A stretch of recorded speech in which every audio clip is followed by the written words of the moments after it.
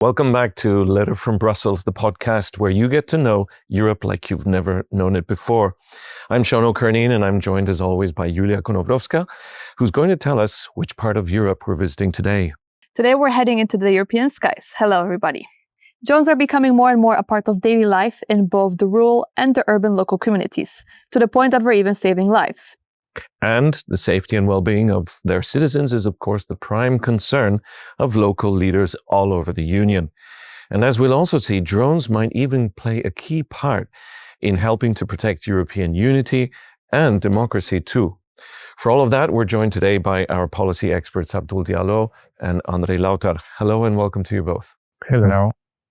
And as always, our studio manager is Ed Maschinskas, who's keeping everything functioning smoothly. Before we dive into the topic, a big congratulations to our president, François Decoster, who has just been re-elected for a third mandate as mayor of the beautiful and historic town of Saint-Omer in northern France, with a spectacular score of 72% of the votes. So a big congratulations to him. And we will be referring to François Decoster later in this podcast in connection with drones, our topic of today. So let's dive in. Julia, where do you suggest we start? Well, one of the most surprising and exciting areas of drone use is being carried out by hospitals. So, of course, it's easy to think of drones as just a military tool, especially when nowadays you read the news and everything is filled with drones being used to kill or to destroy. But I want us to look at drones from a different perspective and see the good side of drones and how it can make life better for our citizens. Of course, when you have a relative in a hospital for an emergency treatment, it's always very stressful and sometimes traumatic. And if the patient needs a new organ or a very specific medication that has to be delivered from a city far away or from another hospital, every minute counts for the success of such an operation. So to start this topic, Abdul, tell us what's happening in the skies of Normandy in northern France. So one of the regional leaders that we work with is the vice president of the region of Normandy, François-Xavier Priolo.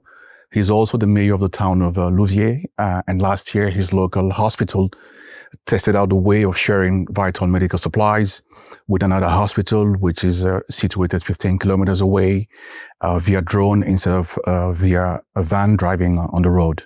That's a really interesting case, Abdul, because I can see the advantage immediately, whereas the van might encounter roadworks or traffic and therefore be severely delayed.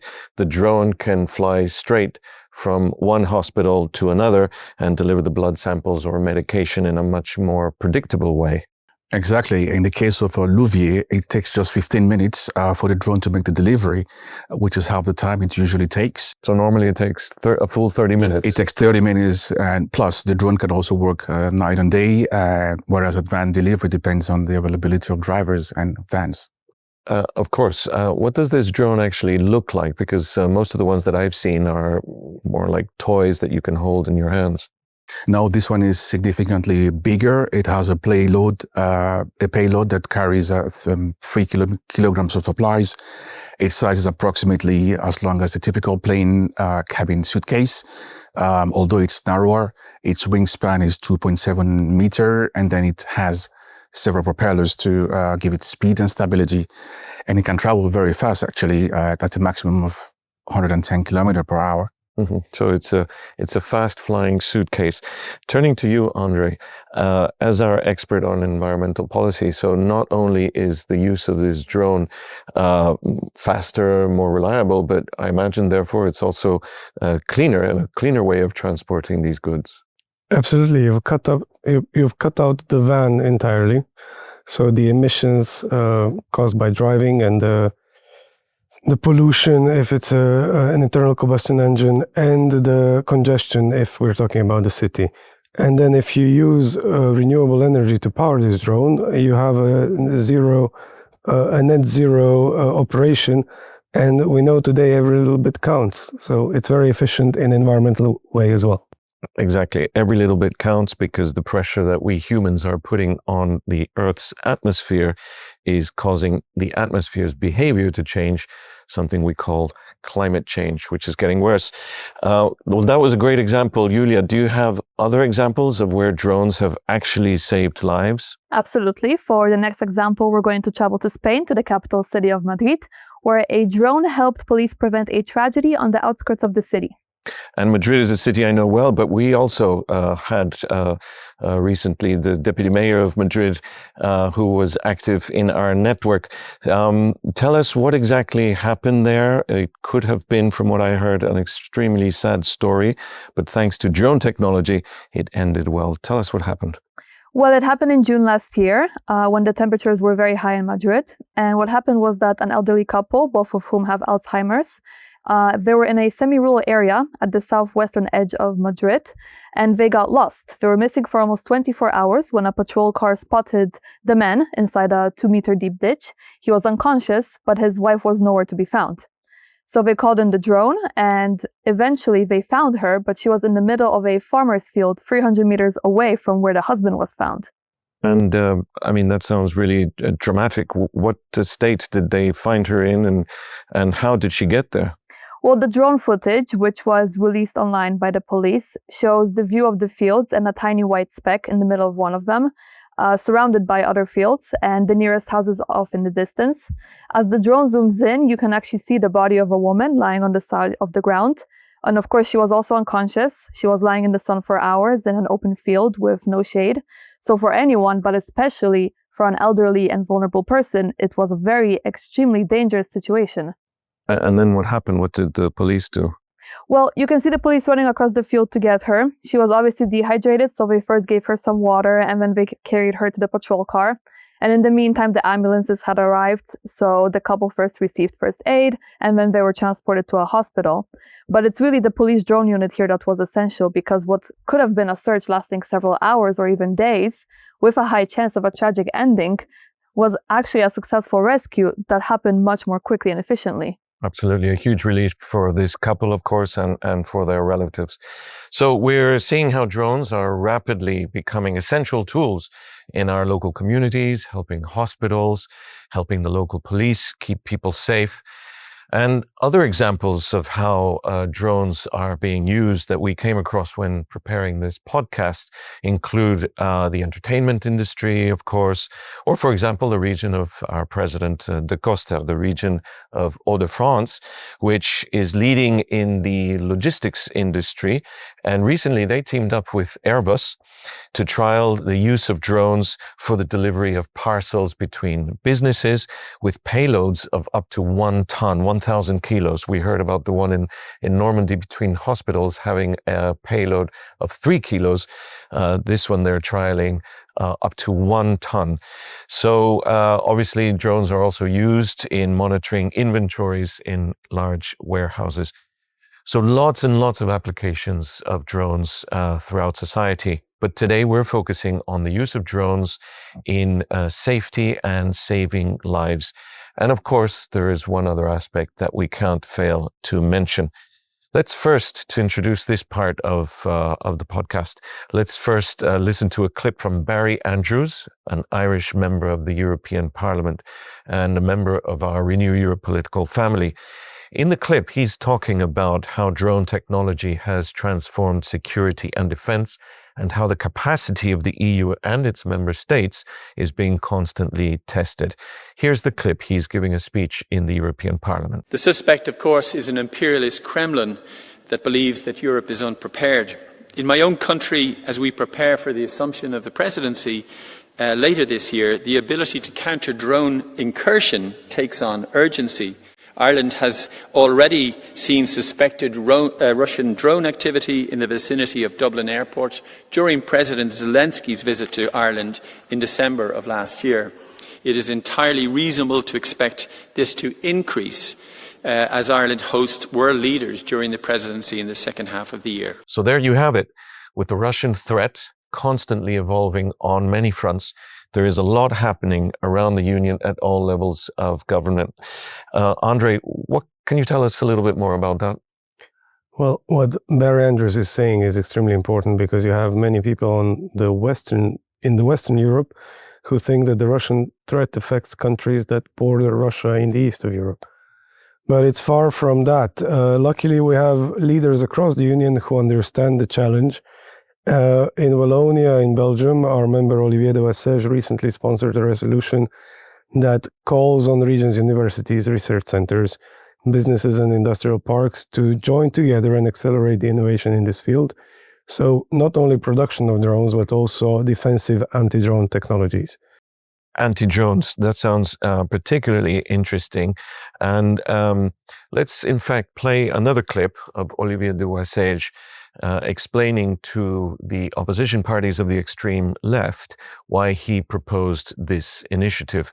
Here's the clip in French, and I'll explain what he's saying. Si nous n'avions rien fait, Olivier de Wassèges is saying that if they do nothing and one day drones are directed at Wallonia to destroy key assets in the region, the opposition parties will hold the governing parties responsible. vous prendrez la parole pour nous le reprocher.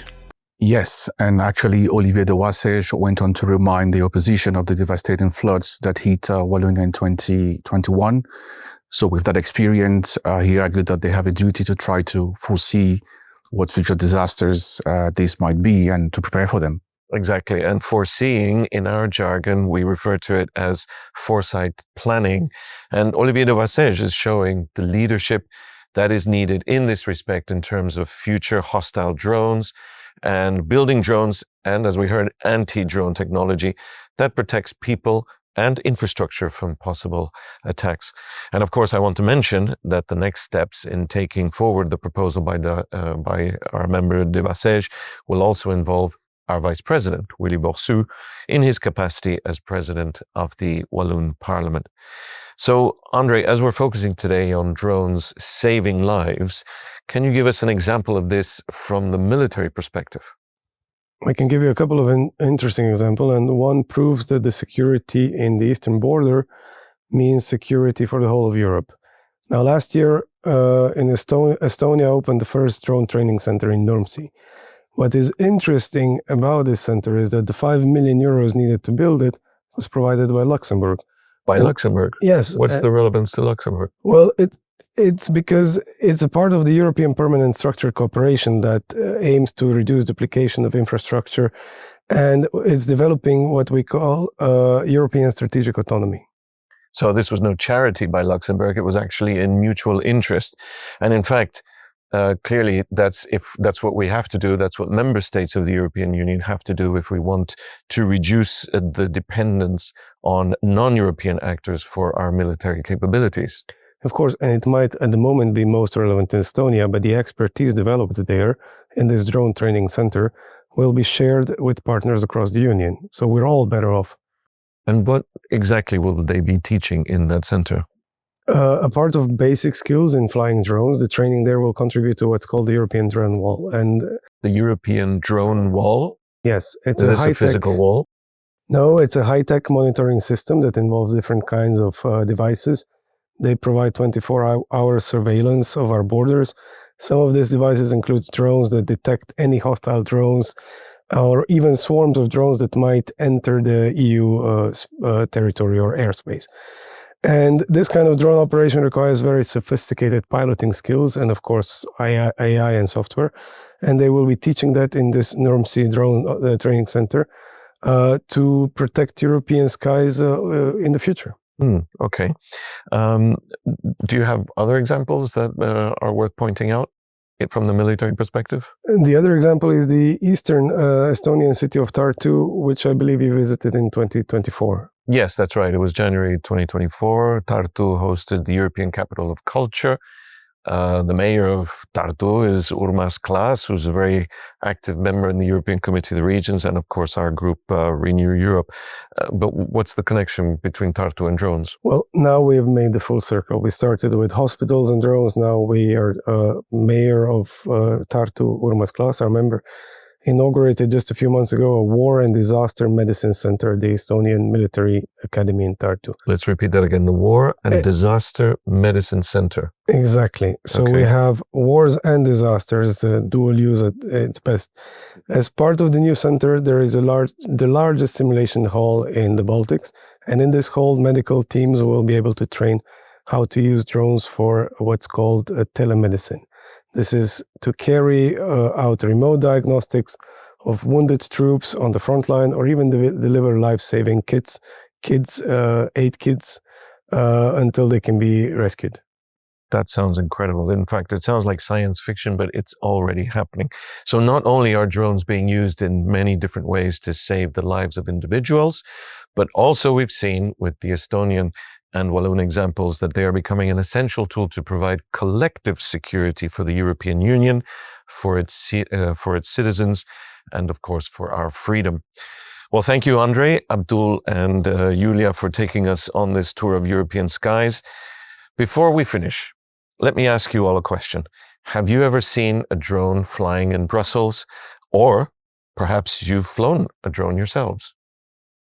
I have seen a drone flying in Brussels a few years ago already, and I also seen the police respond to it because it was probably unauthorized, and an unauthorized drone flying in an urban center could be a possible threat, or at least an intrusion. Well, that's interesting because the case I saw was New Year's Eve, just recently. And when the fireworks started, I looked out of the window, and there, not far away, there was a little drone hovering. And I assume it was filming the fireworks. At least I hope so, but I had no idea why that drone was there or who was flying it. What about you, Julia? I actually own a drone, so it is quite a process that you have to go through to register it, to make sure that it's legal to use it. You need to have a special number that you then put on the drone, but once you get through that process, it's quite fun. I have a lot of content on my social media, so it comes in very handy. And yourself, Abdul? I haven't flown one myself, and I don't own one either, but I have seen the police using drones in Place Luxembourg to monitor protesters. I think that was a few weeks ago during the farmers' protest in Brussels. So, I mean, I guess if they're flying it, then they have the authorization to do so. Now, that's interesting. We haven't really touched on the topic of permits and regulation of drones. We're now in the part of the podcast where we like to always focus on Brussels, the capital of the European Union. And maybe this is a good moment to touch on that subject. Julia, can a local hospital, say here in Brussels, just start flying drones from one hospital to another? Or can the military academy, which is close to a park here in Brussels, start training its students in drone maneuvers in that park? Or can the police, as we heard in Abdul's case, just start using drones to monitor the streets? Well, the simple answer to all of that is no, but it's not just in Brussels. This is actually everywhere in the European Union. So you need to have a special license. Special corridors are designated between hospitals. Municipalities and aviation authorities have to designate no-flight zones, especially around sensitive areas like airports. And because in Europe we care about freedom and privacy, police are only allowed to use drones for declared incidents. So they can't just fly a drone over a street, they can't fly it over someone's private garden, because that would invade the privacy of the citizens. And in fact, there's actually a map that can be found online at map.droneguide.be. And this map shows all the areas in and around Brussels, but also actually goes beyond the whole of Belgium. And it's a very interesting map because it shows you where authorization to fly a drone is required or where it's simply prohibited.